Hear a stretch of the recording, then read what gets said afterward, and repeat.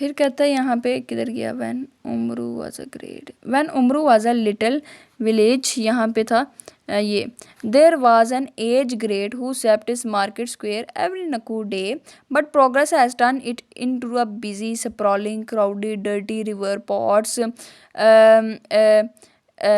nomads lands where stranger outnumber far the sons of the soil who could do nothing about it except shake their heads at this gross perversion of their prayer। कहता है कि उमरू तो वो एक बहुत छोटा सा गांव हुआ करता था और इस गांव में बहुत सारे सेम एज के लोग जो थे वो झाड़ू लगाया करते थे नकू डे में, जब भी नकू डे आता था, क्योंकि इस दिन जो था मार्केट जो थी उसमें बहुत ज़्यादा क्राउड होता था, बहुत ज़्यादा जो थी तिजारत होती थी, जिसकी वजह से जो था ना साथ साथ एक रिवर पोर्ट भी था, तो इसी वजह से कहते हैं बहुत गंदगी हो जाती थी, तो उसकी सफाई का ख्याल जो था वो रखा जाता था। साथ साथ कहता है कि यहाँ बहुत सारे लोग ऐसे भी थे जो कि कुछ लेने नहीं आते थे, यानी लेने बेचने नहीं आते थे, बल्कि वो ऐसे लोग थे जो कि खामोश दुआएं करने आते थे अपने सर हिला हिला के। आप उन्हें देखेंगे कि वो अपने सर जो है ना वो लोग सर हिला के मार्केट में फिर रहे हैं और वो कुछ मुंह से बोल रहे हैं, प्रेयर कर रही हैं।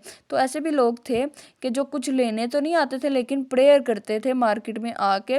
For indeed they had prayed who for indeed they had prayed for their town to grow and prosper. और मेरा क्या कहता है कि हो सकता है कि वो जो लोग थे ना वो अपने टाउन को ग्रो करने के लिए, यानी कि अपने शहर को बढ़ाने, उसकी खुशहाली के लिए जो थी ना यहाँ पे दुआएं मांगने आते थे, तो कोई भी उनको ब्लेम नहीं कर सकता। अच्छा, ये जो बीच में लाइन है ना ये बड़ी सी, इसको कहते हैं अंडरस्कोर जो होती है इसको कहते हैं, ये तब इस्तेमाल होती है जब हमने अंडरस्कोर एक अंडरस्कोर से लेकर दूसरे अंडरस्कोर तक जो है ना लाइन होगी वो होती है ऑप्शनल।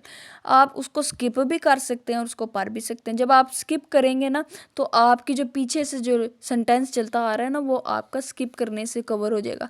जैसे कि यहाँ पे लिखा हुआ है ना for indeed they had prayed, ठीक है, दुआएं कर रहे थे, तो इस अंडरस्कोर को छोड़ के for their town to grow and prosper, basically इस चीज़ की दुआएं कर रहे थे। तो ये जो अंडरस्कोर है यहाँ तक का फासला लेके यहाँ तक का फासला जो है ना ये ऑप्शनल होता है, इसको आप पढ़ें अपनी जानकारी के लिए, अवेयरनेस के लिए होता है।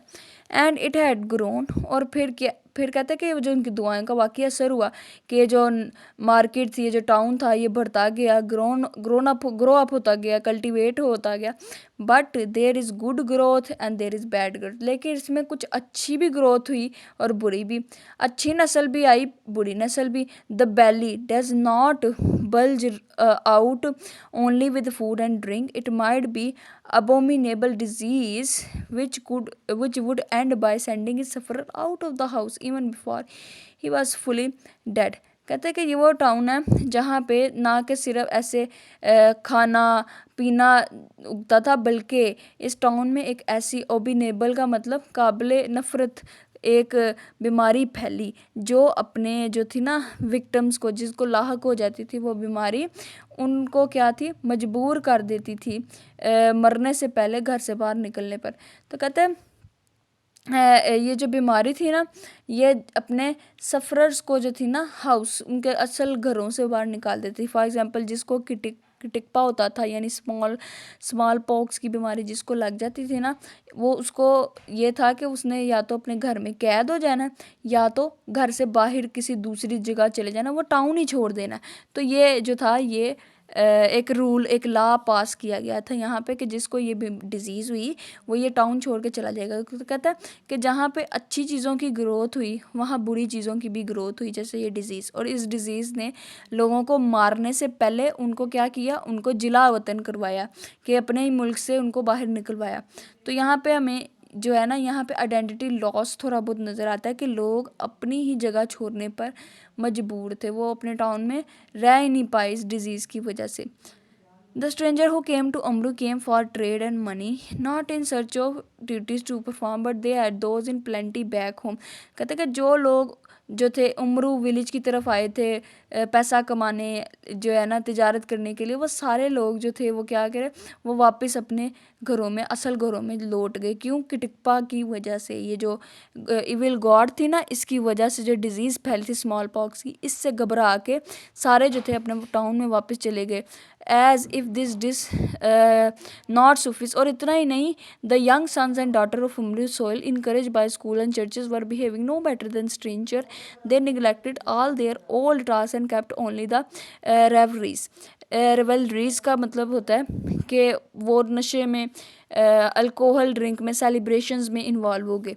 अब कहना ये चाहता है यहाँ पे कि सिर्फ यही नहीं, इसका असर ये हुआ कि वो जो बच्चे थे जो कभी पार्टियाँ करते थे, जो कभी ट्रेडिशनल वे में चीज़ों को परफॉर्म करते थे, यानी अपने ट्रेडिशन को आगे लेके चले, जैसे कि एक नाइजीरिया के अंदर एक कल्चर है कि मिल के जो है डांस किया जाता है ना जब भी वो इकट्ठे होते हैं।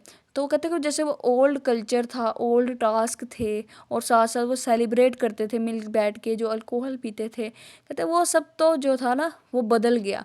अब जो था वो जितने भी यंग थे और जो जितने भी डॉटर्स थी, यंग सन और डॉटर, वो क्या थे, वो एक दूसरे से सेपरेटेड रहते थे।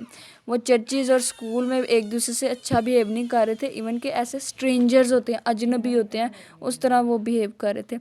Such was the state of the town when Kitikpa came to see it. कहते कि ये जो हाल हो गया था ना टाउन का, इस वजह से हुआ था क्योंकि यहाँ पे Kitikpa came to see it and to demand the sacrifice the inhabitants of the god of the. क्योंकि किटिप्पा जो कि इविल गॉड थी, वो यहाँ पे जब उसने देखा और लोगों से डिमांड की, तकाजा किया कि उसको जो है ना भाई अब इस बशिंदों की, यहाँ पे रहने वाले लोगों की जो है ना उनकी क्या चाहिए, कुर्बानी चाहिए। तो कहते वो इविल गॉड चाहती थी कि यहाँ पे लोग जो है ना अपनी कुर्बानियाँ दें गॉड ऑफ सोइल को, ताकि जो है ना दोबारा से इस सरजमीन को प्योरीफाइड किया जाए। तो ये इविल गॉड जो थी, उन्होंने उसकी वजह से सब कुछ हुआ। He came in confident knowledge of the terror he held over the people. लोगों में उसने जो था शऊर फैला दिया कि खौफ क्या होता है, हर बंदे को बता दिया। He was an evil deity. कहता है कि ये किटिप्पा जो थी एक बुरी बला थी। And boosted it. और डींगे मारना मतलब लोगों को जो था ना बेकामे में लाना, उनको डराना। लेस्ट ही ऑफेंडेड दोज ही किल्ड। और कहते कि ये किटिप्पा जो थी, ये जिसको भी मारती थी were not killed but decorated. ये नहीं कि सिर्फ उनको मारना है, उनको डेकोरेट कर देना। No one dare we for them. Decorated से मुराद जो लोग इस बीमारी से मरते थे ना, उनको कोई हाथ लगाता ही नहीं था पास जाके, ना उनका कोई कफन दफन का कोई सिस्टम था। जो मरे हैं उनको बस एक बॉक्स में बंद करके बड़ी एहतियात से जो है ना फेंक दिया जाता था। तो कहते हैं वो उनको सिर्फ मारती नहीं बल्कि डेकोरेट करती थी, और उन लोगों की अमवात पर कोई रोने वाला भी नहीं होता था। यानी लोग ही नहीं होते थे ना, ज़ाहिर है वो डरते थे कि हमें ही ना ये बीमारी हो जाए, जैसे कोरोना वायरस में ये हुआ। He put an end to the coming and going between neighbours between village. Kitikpa की वजह से जो लोग थे, नेबर्स थे, वो आपस में मिलना बंद हो गए। विलेज के दरमियान जो आपस में कम्युनिकेशन थी वो ख़त्म हो गई। They said Kitikpa is in that village and immediately it cut off by its neighbour. जैसे ही लोगों को पता चलता कि भाई इस टाउन के अंदर किटिप्पा है, तो जो थे ना लोग जो थे वो उस गांव को छोड़ के जो है ना वो कहीं और चले जाते थे, और जो नेबर्स जो होते थे उनसे जो थे बातचीत ख़त्म कर देते थे।